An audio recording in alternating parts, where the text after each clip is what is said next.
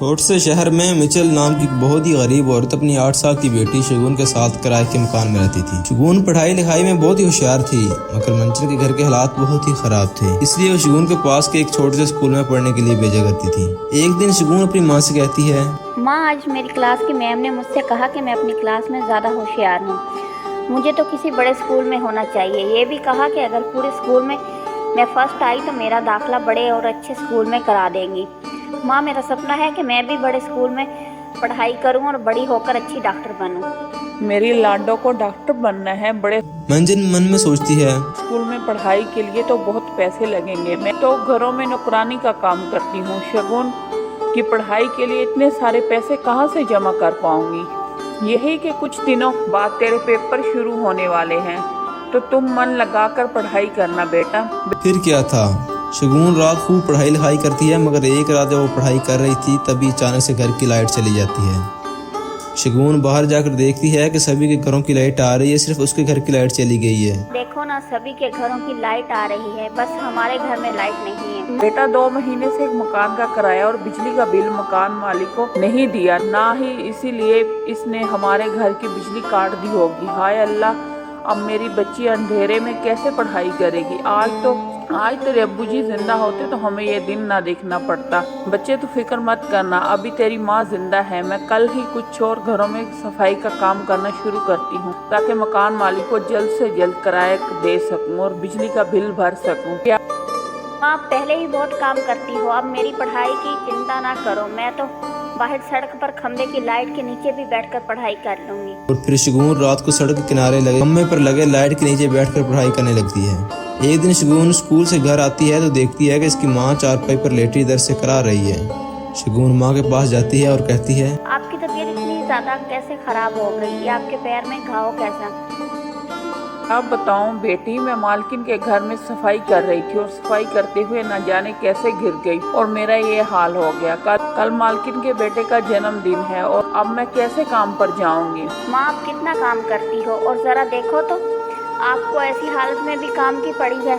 बेटा, मालकिन ने कहा है कि वो बाबा के जन्मदिन पर मुझे काम के ज्यादा पैसे देंगी, तभी तो मैं बिजली का बिल भर पाऊंगी, ताकि मेरी लाडो को सड़क पर बैठकर पढ़ाई न करनी पड़े।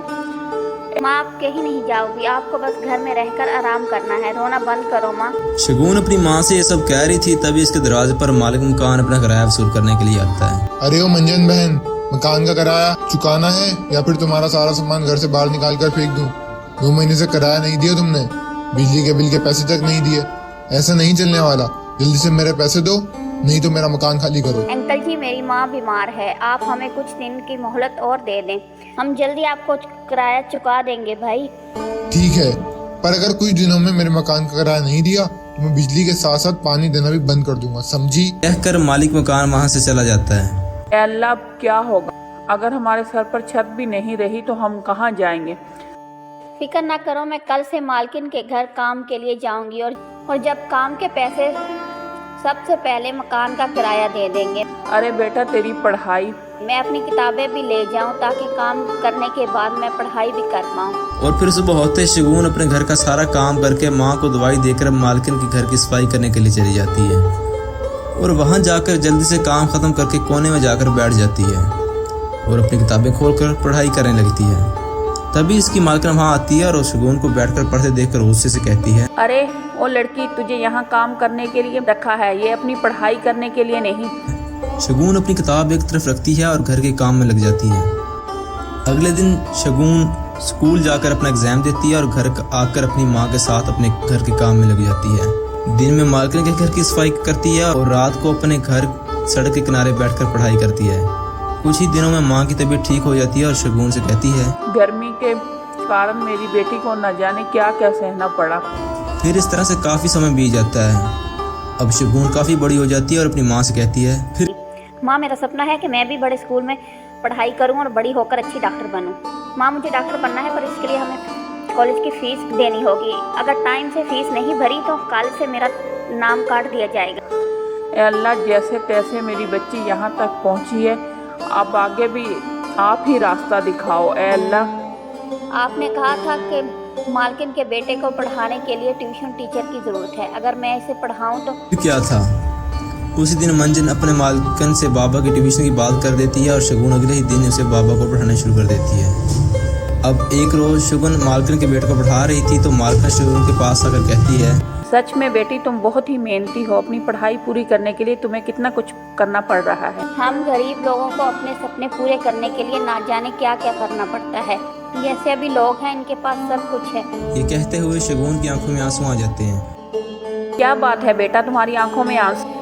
मुझे डॉक्टर बनना है, जिसके लिए मुझे कॉलेज की फीस जमा करनी है। अगर मैंने कॉलेज की फीस पर नहीं भरी तो मेरा डॉक्टर बनने का सपना पूरा नहीं हो पाएगा। शगुन की बात सुनते ही मालकिन की आंखें भी भर आती है। तुरंत अपने कमरे से पैसे लाकर शगुन के हाथ में रख देती है। तो बेटा तुम्हें कुछ भी कहने की जरूरत नहीं है, बस ये पैसे तुम्हारी मेहनत के हैं और तुम इनसे अपने कॉलेज की फीस भरना और जल्दी से डॉक्टर बनकर हमारा भी इलाज करना। शगुन अपनी मालकिन की धनी बात करके जल्दी से जाकर अपने कॉलेज की फीस भरती है। ऐसे ही कुछ समय बीतता है और शगुन एक सरकारी डॉक्टर बन जाती है। शगुन अपनी पहली सैलरी से एक छोटा सा ट्यूशन सेंटर खोलती है जिसमें गरीब बच्चे बिना फीस के पढ़ने आते थे। एक रोज शगुन की माँ शगुन से कहती, बेटा अब तो तुम डॉक्टर भी बन गई हो, फिर ये ट्यूशन सेंटर खोलने की क्या जरूरत है? माँ, आप तो जानती हैं कि हम दोनों ने गरीबी में कैसे कैसे दिन काटे हैं। मैंने अपनी पढ़ाई के लिए जाने क्या क्या काम किए हैं, इसलिए मैं चाहती हूँ कि गरीबों को भी मुफ्त में शिक्षा मिले और वो भी पढ़े लिखे और मेरी तरह अपने सपने साकार कर सकें।